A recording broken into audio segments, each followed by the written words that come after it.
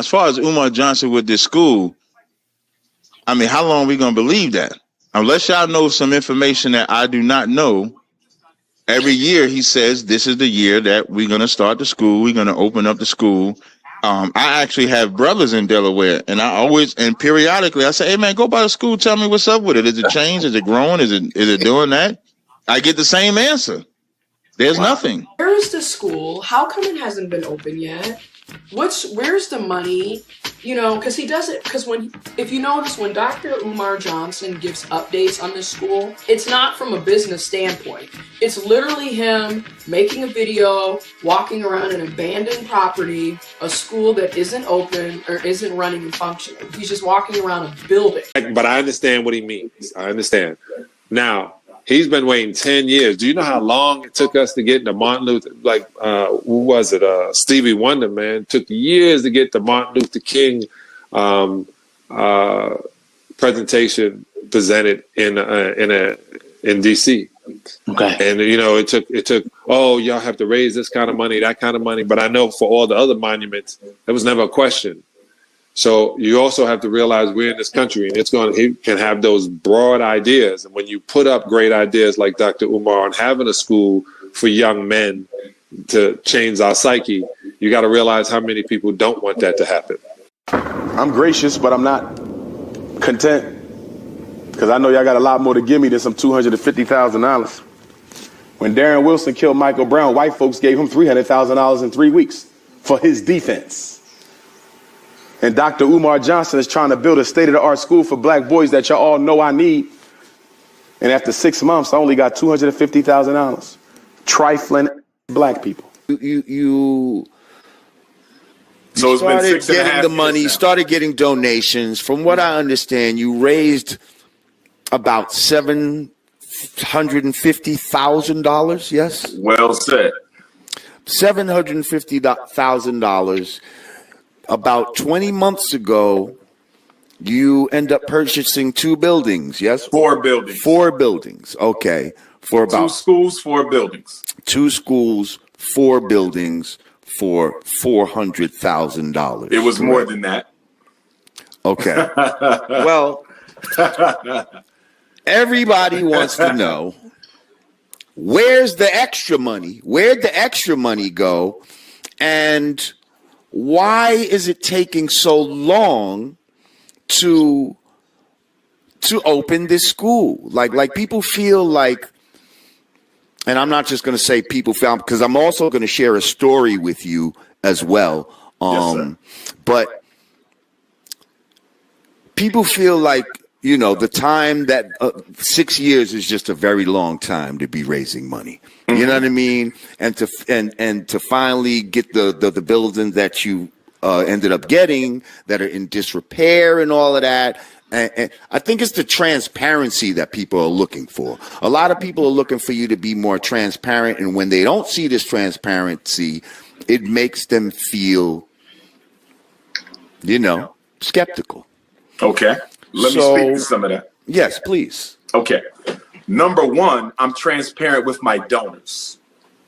I'm transparent. Now, I'm being told that they're, you know, people say when your actual donors will ask certain things, they said that is you not will true. sometimes block them and all this type of stuff. That is not true. Those are not donors. Those are haters. My donors have direct access to me. I talk to them. I know who they are. Most of them are repeat donors. My donors range everywhere from black professionals. I have lawyers. I have engineers. I have business owners, all the way down to the retired great grandmom who's sending me $10 a month because she want to see this plan come to fruition. Haters don't donate. Donors don't hate. If we can ever reverse the self-hate that we have for each other. We can, but you got to start with the children. Here's the problem. We're raising the children the same way we were raised. You see that? I look at the way somebody just sent me the video the other day of 3 girls stomping out this crossing guard. I mean, stomping her out, tried to kill her. I don't know what happened, tried to kill her, right?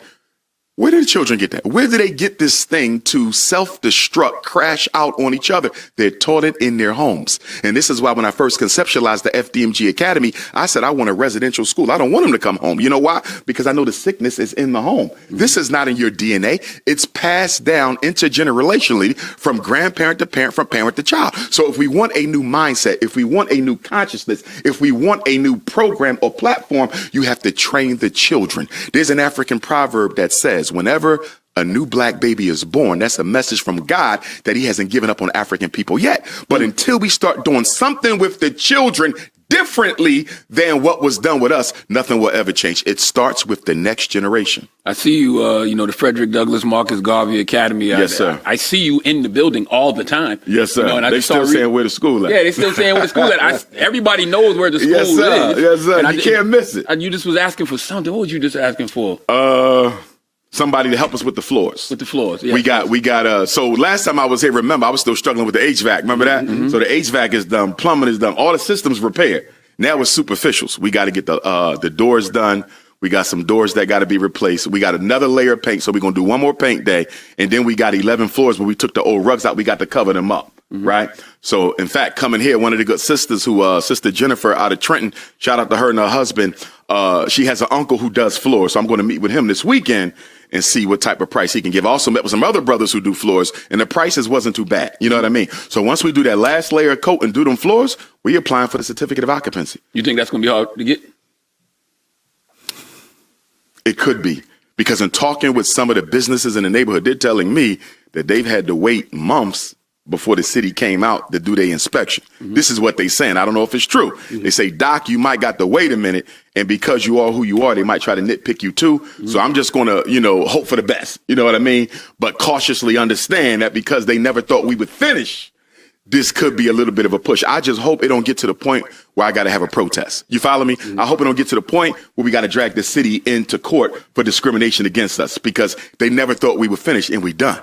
You know what I'm saying? And I got to thank y'all for that because y'all helped me get the word out. You know what I mean? So we there. And so God willing, I believe if they don't take forever to inspect the building, hoping we get these floors done quickly, we should be able to have our inspection before the end of the summer. Are you concerned that some of these Negroes, because that's been the only thing they can come at you with, Dr. Umar. Yeah, Dr. Umar don't got the school. Dr. Umar got the school. Yeah. Now that the school is here, the school is almost done, do you think that some of these Negroes are going to be protesting the most? Yes, because they're not going to stop. Now that I'm open, they got to move the goalposts, right? That's right. Now it's how many kids, what is he teaching, how many, they're never going to stop because the motivation is slander. See, in the beginning, I thought the motivation was truth. I thought people who questioned me sincerely just wanted to know, are you scamming us? Mm-hmm. And then when I started breaking everything down and showing them how I'm not scamming them and we ain't even spent no money because we ain't found no contractors, then I realized this ain't about the truth. This is about slander. That's Y'all right. just want to be entertained at my expense. And so people say, well, why haven't you been more transparent? I've been too transparent. Every time I come up, I tell you where we at, what problems we got, right. You know what I mean? How much more money we need. This is what we going through. In fact, I think I've been too transparent. When we open up the next school, I'm not going to be that transparent. Y'all see it when it opens, no matter how long it takes. But I felt the need to be transparent because I didn't want to lose my loyal supporters. Because remember, most of our FDMG donors, they are repeat donors. Mm-hmm. Very few people have only donated one time. These people who are questioning me, they've never donated at all, ain't got children going to the school, don't live nowhere near Wilmington, Delaware. You understand me? So they're just doing this for kicks and giggles. Right. The YouTubian struggle streamers. They will slander my project. These YouTubian struggle streamers, that's what they are. YouTubian struggle streamers. Well, there you have it, Vibes family.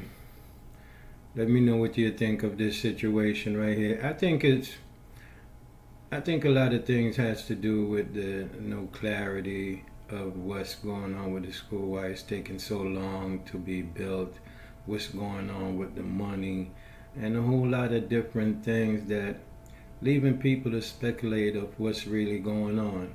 But with that said, Vibes family, leave a comment in the comment section. Let me know what you think of this video. Please do remember to subscribe, like the video, share the video, and we thank you for your support. And with that, we out.